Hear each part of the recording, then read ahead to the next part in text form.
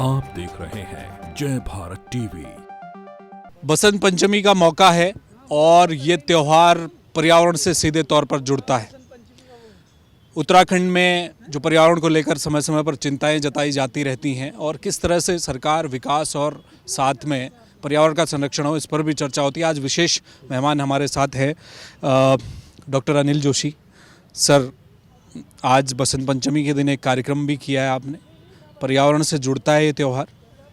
देखिए, ऐसा है कि पूरे देश में करीब 700 जगह 13 राज्यों में ये कार्यक्रम की शुरुआत की गई। वो इसलिए कि बसंत पंचमी एक ऐसा अवसर है जब मौसम बदलता है और व्यवहार बदलते हैं, भोजन बदलता है, वस्त्र बदलते हैं। तो ये प्रकृति का एक ऐसा अवसर भी है कि जब हम नए बीज भी बोते हैं, तो हम सबके संज्ञान में लाना चाहते थे और एक अवसर भी तलाश रहे थे, जो कि हमने जब देश भर की यात्राएं की तो एक नेशनल नेचर नेटवर्क बना कि हम सामूहिक रूप से कुछ प्रयत्न ऐसे करें ताकि हम सारे देश दुनिया में प्रकृति के संरक्षण, प्रकृति से प्रेम का संदेश दें कि हमारा दायित्व प्रकृति के प्रति भी है। तो इन सब बातों को लेकर के हमने ये शुरुआत की कि बसंत पंचमी को जब भी वर्ष में आती है उसमें हम प्रकृति पर्व भी मनाएं और उसी तर्ज में मनाएं जिस तरह से हम और पर्व भी मनाते हैं।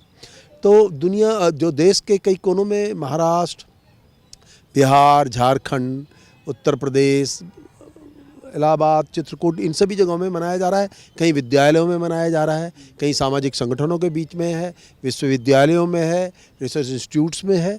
एक भाव हम प्रकृति के प्रति सबके मन में पैदा करना चाहते थे, तो ये हमने किया। यहाँ पे भी हमने घर गांव की महिलाओं के साथ तिलक लगाते हुए पीले एक संदेश देने की कोशिश की कि प्रकृति का भी प्रति चिंता करें। सर, पर्यावरण हमारे लिए हमेशा चिंता का एक सबब रहा है। उत्तराखंड के लिए हम लोग एक संवेदनशील मुद्दा भी है, विकास भी हमें एक ओर से करना है। अभी हमने जोशीमठ का मसला देखा, अभी हम कुछ अखबारों में पढ़ रहे हैं कि कई ऐसे हिमनद हैं जो हमारे लिए खतरा बने हुए हैं। ये क्या स्थिति, अभी की जो वर्तमान स्थिति है, उस पर क्या कहेंगे? आपने बहुत इंपॉर्टेंट बात पूछी। इसरो का अभी एक अध्ययन आया है, उसमें कहा है कि हिमालय के ऊंचाइयों में एरोसोल्स बनने शुरू हो गए, ज़्यादा कॉन्सेंट्रेशन में, उनकी ऑप्टिकल डेंसिटी हाई हो गई है। उसका सीधा मतलब है तापक्रम का बढ़ना, और तापक्रम का बढ़ना उस स्तर पर सीधा मतलब ये भी निकालता है कि हिमखंड पिघलेंगे और झीलें बनेंगी। अब ये अगर आना शुरू हुआ तो इस भय में तो हमको जीना ही होगा, जीना भी चाहिए और समझना भी चाहिए और तत्काल कुछ सोचना चाहिए कि मात्र झील बनने का भय या आपदा का भय नहीं है। हिमखंड अगर पिघलते चले गए तो पानी पीने के संकट, क्योंकि दुनिया भर में 70% पानी हिमखंडों से होता है, वो चाहे आर्कटिक है, अंटार्कटिका है। तो अब ये जो तमाम बातें हो रही हैं, हम रुक नहीं पा रहे हैं। हमारी विलासिताएँ, हमारा कंफर्ट जोन ही सबसे ज़्यादा ऊर्जा लेता है, उसी के लिए तब यंत्र तंत्र संयंत्र बनते हैं। उस पर अगर निर्णय नहीं लेंगे, नहीं सोचेंगे, तो मुझे लगता है ये सरकारों के बूते से भी बाहर है। ये तो हर आदमी का हिस्सा होना चाहिए, उसे समझना चाहिए कि हमारी आवश्यकताओं की क्या सीमा हो। सर, मेरा आखिरी सवाल है, अभी पिछले दिनों जिस तरह से जोशीमठ का प्रकरण आया था, अभी उसमें सरकार काम तो कर रही है, दोबारा वहाँ बसासत करना बहुत मुश्किल है। हम लोग क्या बड़े जिन निर्माणों की हम बात कर रहे हैं, जल विद्युत परियोजनाओं को लेकर है, उनको लेकर आपको क्या लगता है सर कि बहुत तेज़ी तो नहीं दिखा रहे हम लोग, या हमें थोड़ा संवेदनशील होना पड़ेगा अपने पहाड़ों के लिए? निश्चित रूप से हमें संवेदनशील होना पड़ेगा।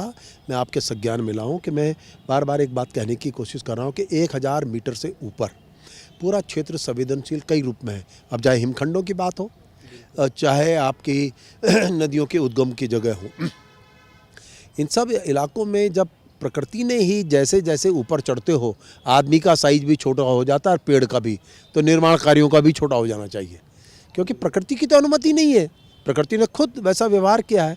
तो दूसरी बड़ी बात यह है कि विकास तो चाहिए, सड़कें भी चाहिए, लेकिन एक सीमा तय करके करेंगे तो दोनों ही मिल जाएंगे, विकास भी मिलेगा और पारिस्थितिकी भी साथ हो जाएगी। एक सवाल मुझे याद आया सर, चीड़ पर आपने बहुत पहले से, मैं वहाँ भी आया, शुक्लापुर भी, वहाँ भी देखा। अभी फायर सीजन आने वाला है, उत्तराखंड में चीड़ के पेड़ों को लेकर एक दिक्कत अब बढ़ती जा रही है। सरकार के स्तर पर भी ये चर्चा पिछले दिनों हुई है कि क्या हम चीड़ को धीरे धीरे ख़त्म करके दूसरी वनस्पति ला सकते हैं। इतना आसान होगा या कोई और रास्ता है? एक तरीका है, अगर गंभीरता से सोचें, और जिसके प्रयोग हो भी चुके हैं। रुद्रप्रयाग का पूरा इलाका में ऐसा है कि एक प्रयोग जब हमने किया था कि जल छिद्र बनाने का, जो इलाकों में वन नहीं है। आप कौन होते हैं वन पैदा करने वाले? प्रकृति ने दिए थे ना वन, किसी मनुष्य ने थोड़ा ना पैदा किए थे। आप प्रकृति को किसी भी जलागम में जब वापस लाएंगे, हमने जल छिद्र बनाए। मैं ही जहाँ रहता हूँ, हमारा पानी का संकट था, नदी वापस आ गई। उससे होता क्या है कि जल छिद्रों से आपका मॉइस्चर लेवल बढ़ता है। मॉइस्चर लेवल बढ़ने से प्रकृति अपना आप ही तय कर लेती है कौन से वृक्ष देने हैं, क्योंकि प्रकृति है, सर्वोपरि है ना, प्रकृति डिसाइड करती है। चीड़ के वनों में भी ऐसा प्रयोग हो चुका है और हमारे द्वारा किया गया है कि रुद्रप्रयाग में, हाँ, वहाँ पे अन्य प्रजातियाँ आनी शुरू हो चुकी हैं। क्योंकि देखिए चीड़ के वन क्यों आए, हमने वन काट दिए, जब एक्सपोज हो गया सॉयल, तो ऐसे ही प्रकृति तो अपने को हील करती है ना। प्रकृति ने तो अपने को ढकना है। अगर आपके पास प्रबंधन नहीं है तो प्रकृति अपना प्रबंधन लंटाना को ले आएगी, खरपतवारों को ले आएगी, अपने को ढक देती है। प्रकृति का दोष नहीं है, तो मनुष्य का दोष है। तो वहाँ पे ये प्रयोग हुए। मेरा मानना है कि दो संकट एक साथ मिट सकते हैं। तमाम चीड़ के जंगलों वनों के बीच में जल छिद्र बनाएं, वहाँ की इकोसिस्टम, इकोलॉजिकल कन्वर्जन कहते हैं। आप पे अन्य पौधे आने शुरू होंगे, क्योंकि वनों को काटना विकल्प नहीं होता। फिर आप दूसरे दर्जे की परेशानियां लेंगे। धीरे धीरे जब अन्य वृक्ष आने शुरू हो जाएंगे, चीड़ अपना आप ढलते जाएंगे और उन्हें काट भी सकते हैं। बहुत शुक्रिया, धन्यवाद। तो ये थे डॉक्टर अनिल जोशी, पर्यावरणविद, और लगातार उत्तराखंड के जंगलों में यहाँ के पर्यावरण को लेकर काम करते रहते हैं। और चीड़ एक ऐसा वृक्ष जो उत्तराखंड के जंगलों में लगातार जिसकी संख्या बढ़ती जा रही है और सरकार के स्तर पर चिंता का विषय चीड़ भी रहा है। आज चूँकि बसंत पंचमी है, इस त्यौहार को पर्यावरण से सीधा जोड़ने का एक जो पूरी मुहिम है वो डॉक्टर अनिल जोशी इस समय चला रहे हैं। और बड़ी बात उन्होंने कही है कि हम प्रकृति उत्तराखंड में हमें मौके ज़्यादा नहीं देगी, हमें सीमित करना होगा अपनी विकास योजनाओं को। छोटी छोटी विकास योजनाएं ही उत्तराखंड के लिए कारगर हो सकती हैं। कैमरामैन मयूर उपाध्याय के साथ हेमवट, जय भारत टीवी।